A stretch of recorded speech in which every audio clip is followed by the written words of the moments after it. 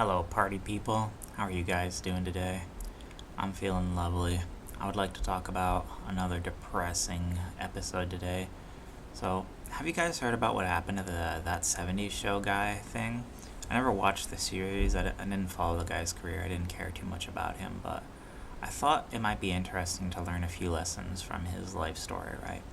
So, we have a guy here who had an illicit relationship with a woman 20, 30 years ago, and that the relationship at the time was completely consensual.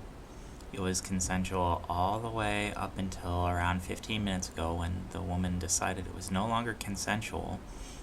And then half a lifetime later, he is then in court and receives a 30-year sentence, more than murderers sometimes, for basically pumping and dumping a girl, not committing to a woman, right? So, what can we learn from this? What sort of society? Because let's be clear here. This judge is trying to teach us a lesson, right, about what the American legal system is. This system is trying to speak to us on an intrinsic level, trying to reach through the computer screen and drill some information into our heads. Now, a few astute people, a few colossal craniumed viewers might be thinking, well, Sneed,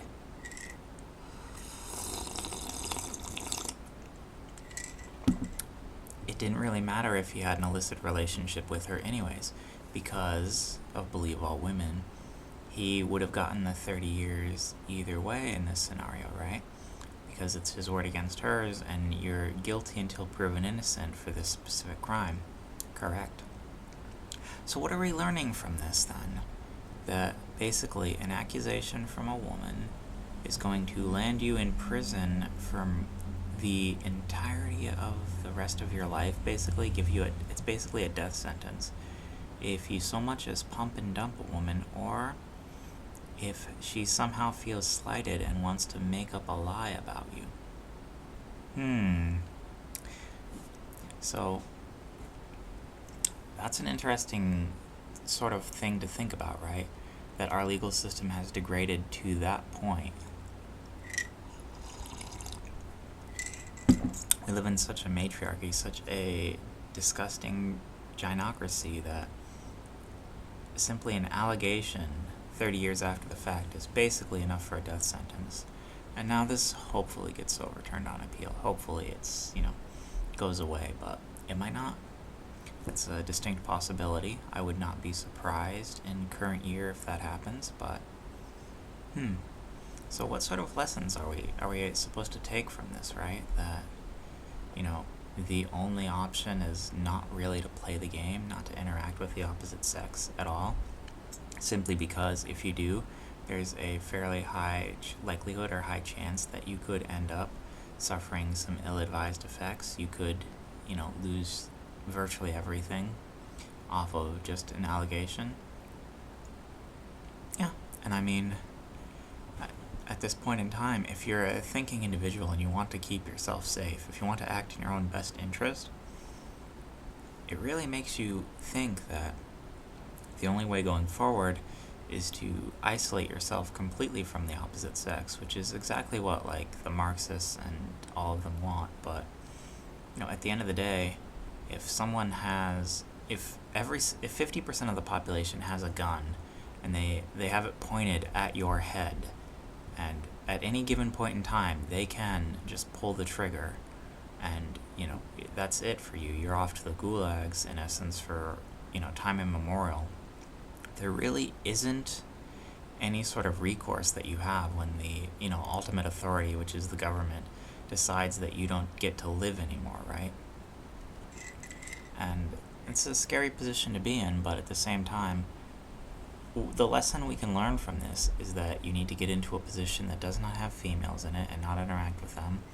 You need to always have your interactions with females recorded, and even then, they can decide later on that if something illicit happened, that while it wasn't, the grape at the time, they can later on then decide that it in fact was, which is an interesting sort of argument, but I'm not going to get into it, that, why it's wrong, but, I think it's pretty self-evident, but at the end of the day, that's the reality of the situation, and that's what it is.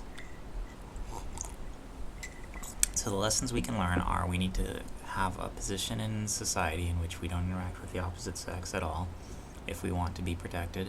We don't want to talk with them, we don't want to associate with them or anything to do with the opposite sex. We want to have no traces,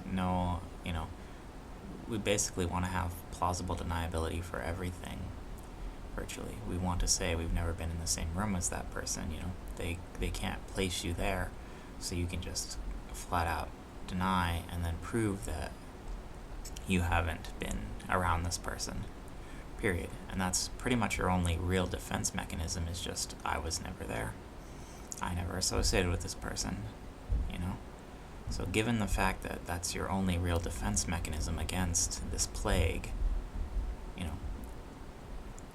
the lessons we can learn are simply stay away, and then, either get to a point where you're on disability living off tendies and you don't care about the outside world, you've got enough money to retire and do whatever you want with your life, or leave the country, right?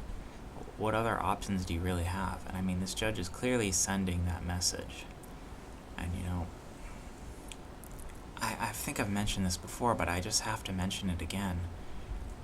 In New York State, outside of the family court, there's a statue, and it's of the Hydra from Greek mythology, holding the head of the hero that killed her in Greek mythology.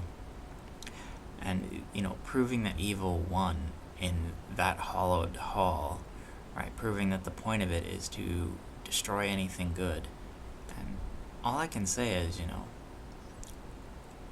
if that's the kind of world that we're going to have to live in, play by those rules and play accordingly, and, protect yourself at the end of the day. Because if you don't, society is going to come for you and take everything you have. And yeah, it's a lonely road, but, there's much worse fates you could have right now. For instance, prison.